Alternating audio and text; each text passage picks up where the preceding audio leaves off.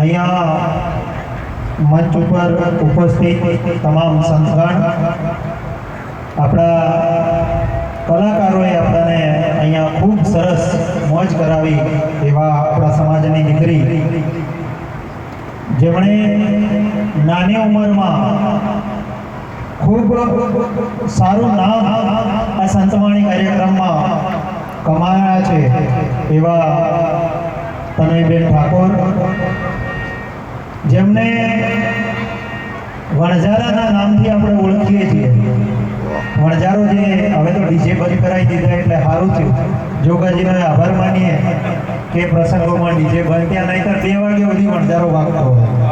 એ વણઝારો જે ગાયો છે અને તમે બધા વર્ષોથી એ વણઝારાના ગીત ઉપર આપણે લગ્ન પ્રસંગોમાં રમતા હતા.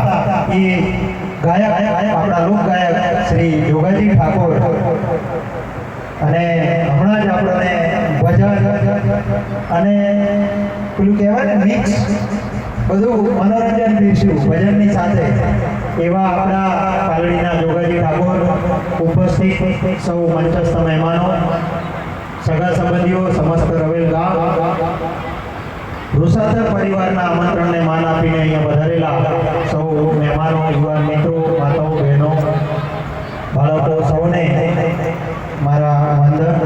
આમ તો પ્રાણ પ્રતિષ્ઠા હોય એટલે માતાજીના આશીર્વાદ લેવાના હોય, કલાકારોને સાંભળવાના હોય, પણ અમારે સરપંચ સાહેબ અને આગેવાનોનો દર વખતે આગ્રહ હોય, કારણ કે રવેલમાં આવીએ ને ત્યારે અમારા પરિવારના પ્રસંગમાં આવ્યા હોય એવું અમને લાગે. તાલુકાના કેટલાક ગામો એવા છે કે એમના કોઈ પણ ધાર્મિક પ્રસંગમાં જઈએ, કોઈ પણ સામાજિક પ્રસંગમાં જઈએ કે કોઈ અન્ય ગામનો પ્રસંગ હોય ત્યારે એક પરિવારની ભાવનાથી જે તમે સૌ માન સન્માન આપો છો, આવકારો છો, એ લાગણી પારિવારિક છે. અને એનો અમને આનંદ છે કે જ્યારે કોઈ પણ ગામની અંદર કંઈ સારા નરસા પ્રસંગો હોય ત્યારે તમે અમને યાદ કરો છો, અમને માર્ગદર્શન આપવાનો જે આગ્રહ ભર્યો આપની વિનંતી હોય છે એ બદલ આપ સૌનો આભાર. માતાજીને પ્રાર્થના કરીએ કે રવેલ ગામની અંદર માં ચામુંડાના આશીર્વાદ સમગ્ર ગામ, તમામ સમાજના લોકો ઉપર માં ચામુંડાના આશીર્વાદ બન્યા રહે. આખા ગામમાં એકતા અને ભાઈચારો જળવાઈ રહે. પ્રતિષ્ઠા ભલે રૂસાતર પરિવાર અને રવેલ ગામ દ્વારા આયોજિત હોય, પરંતુ માં ચામુંડાના આશીર્વાદ આ ગામના એક પરિવાર ઉપર બની રહે. નાનામાં નાના સમાજના એક પરિવારના વ્યક્તિ અહીંયા રહેતા હોય તો એમને પણ માં ચામુંડાના આશીર્વાદ બની રહે. અને સમગ્ર સમાજ એટલે રવેલ ગામમાં વસતા તમામ સમાજો કાયમી એકબીજાને ખભે ખભો મિલાવી સૌના સુખ દુઃખના સાથી બને. જ્યાં જરૂર પડે ત્યાં ગામના ધાર્મિક કાર્યક્રમો હોય, શિક્ષણના કામો હોય કે સમાજ જાગૃતિ માટે કોઈ પણ કામ આ ગામ હાથમાં લે તો એમાં સમાજ અને ગામમાં વસવાટ કરતા તમામ સમાજો ભાઈચારાની ભાવનાથી ખૂબ આગળ વધે, ખૂબ પ્રગતિ થાય. અને માં ચામુંડાના આશીર્વાદથી સમગ્ર અહીંયા આયોજક પરિવાર જેમણે આ પ્રતિષ્ઠાની અંદર નાના મોટું દાન આપ્યું છે, ફાળો આપ્યો છે, સમય આપ્યો છે, સહયોગ આપ્યો છે, વ્યવસ્થાઓના ભાગરૂપે જેમણે પોતાનો સમય આપ્યો છે, એવા તમામ લોકોને માં ચામુંડાના આશીર્વાદ બની રહે.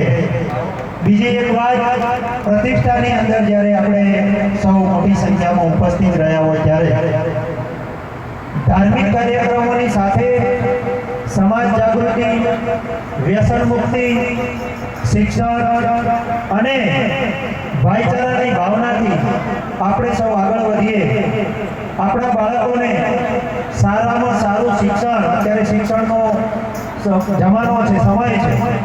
આપણી જોડે ગમે એટલી મિલકત હશે, સંપત્તિ હશે, પણ આપણા બાળકોને આપણે સારું શિક્ષણ નહીં આપ્યું હોય, આપણા બાળકોને સમય પ્રમાણે ટેકનોલોજી વાળું શિક્ષણ આપણે નહીં આપ્યું હોય તો એ સંપત્તિ, એ મિલકત, એ પૈસા કોઈ કામના નથી. એટલે નાના મોટા કોઈ વ્યસનો કરતા હોય તો એ વ્યસનોને છોડી કરોડો રૂપિયાનું શરીર આપણને મળ્યું છે, એની કોઈ કિંમત ના થઈ શકે. કિંમત ના થઈ શકે એનું કારણ કે જ્યારે